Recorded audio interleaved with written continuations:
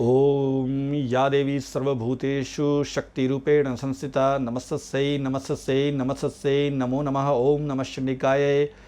जय माता दी, जय माता रानी की।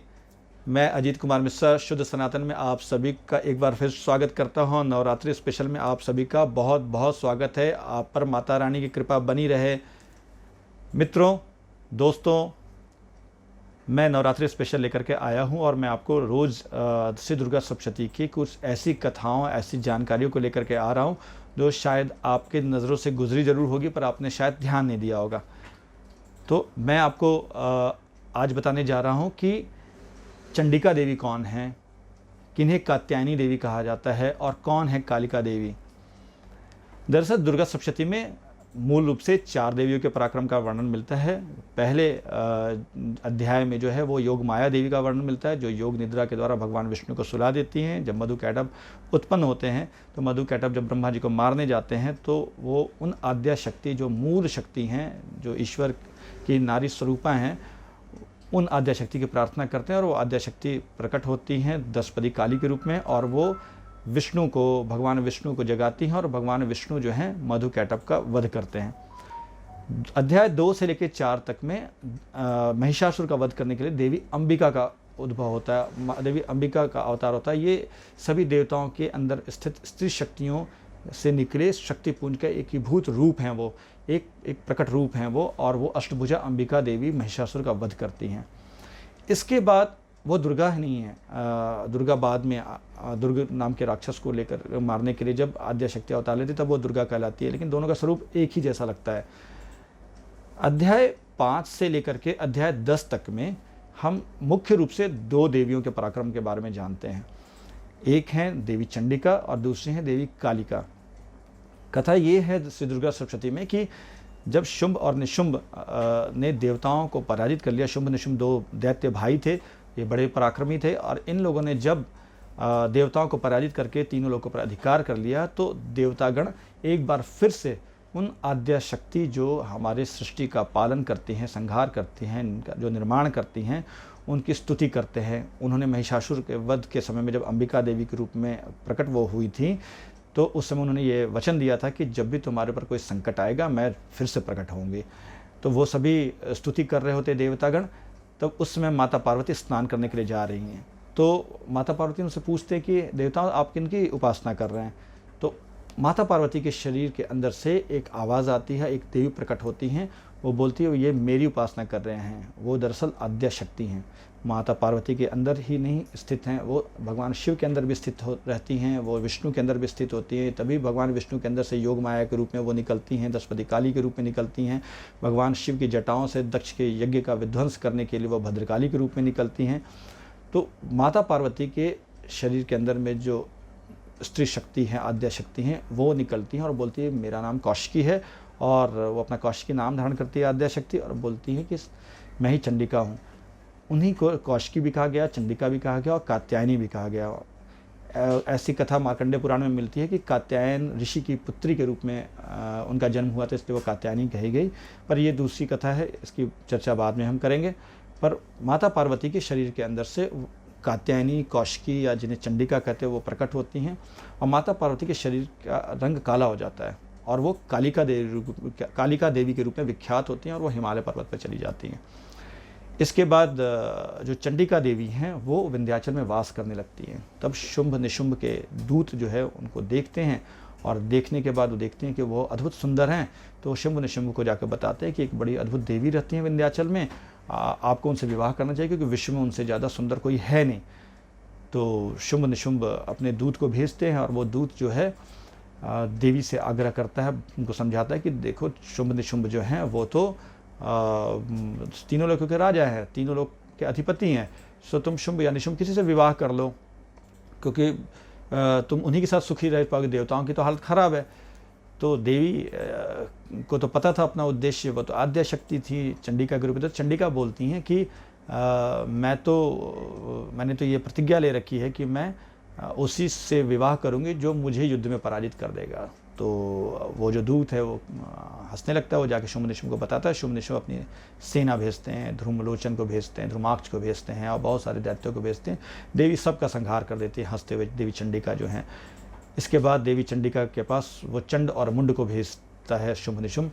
तो चंड मुंड से युद्ध चल रहा होता है तो देवी बहुत ही ज़्यादा क्रोधित हो जाती हैं। तो चंडिका के क्रोधित होने से उनके नेत्रों से कालिका देवी प्रकट होती है। ये कौन कालिका देवी हैं? ये वही आद्या शक्ति के स्वरूप हैं जो माँ पार्वती के रंग के काले पड़ने की वजह से बन गई थी।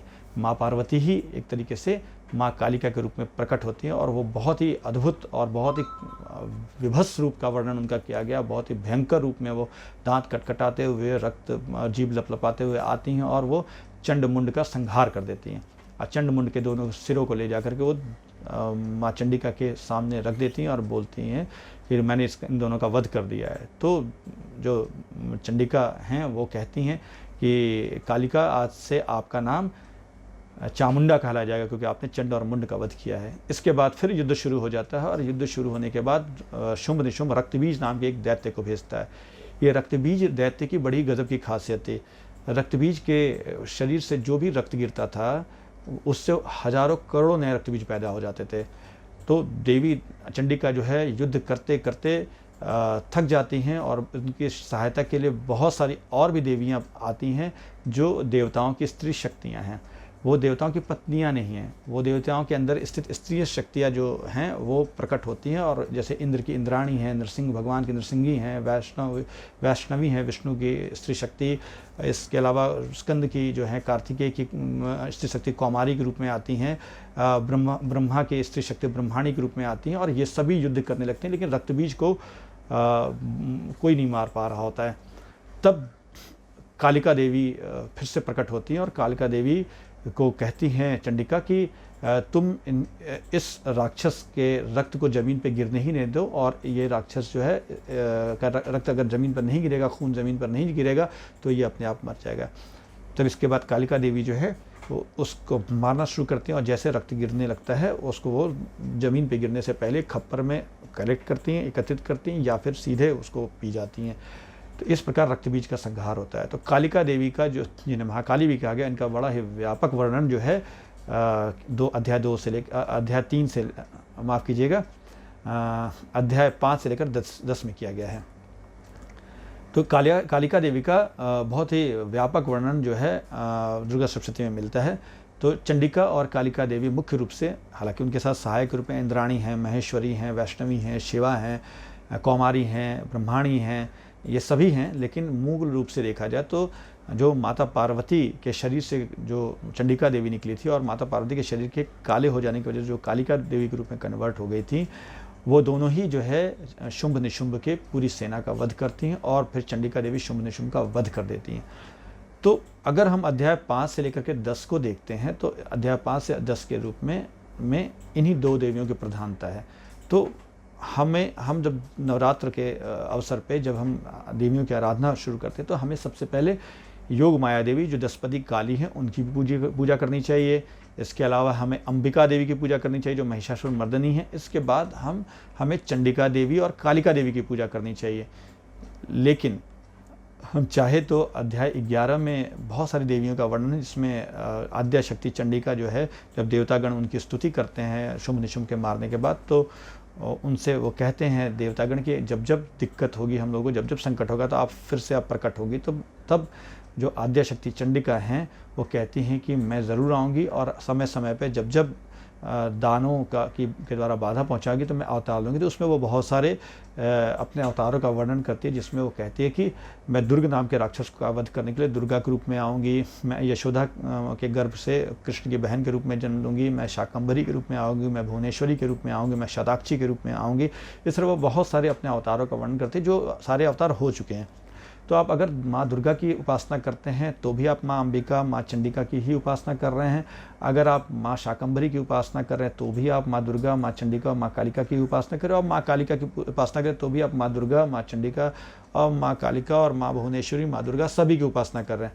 लेकिन आप मूल रूप से उन आद्य शक्ति जो मूल शक्ति हैं जिन्होंने सृष्टि का निर्माण किया, जिन्होंने सृष्टि का जो पालन करते हैं लक्ष्मी के रूप में, जो सृष्टि का संहार करती हैं कालिका के रूप में, उनकी उपासना करते हैं, क्योंकि आद्या शक्ति अपने आप को हमेशा 3 रूपों में प्रकट करती है। महासरस्वती के रूप में वो ब्रह्मा के साथ मिलकर के सृष्टि का निर्माण करती हैं।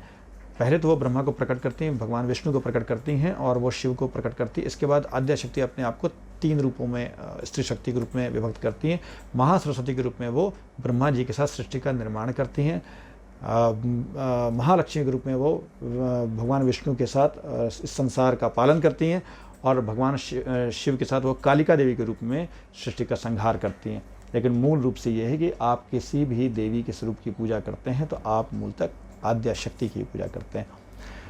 तो मेरा वीडियो ये आज का इतना ही, और मैं आप सभी से गुजारिश करूंगा कि अगर आपको हमारा वीडियो पसंद आ रहा है तो आप इसे ज़रूर लाइक करें। हमारे चैनल को अगर आप सब्सक्राइब करना चाहते हो तो सब्सक्राइब कर सकते हैं।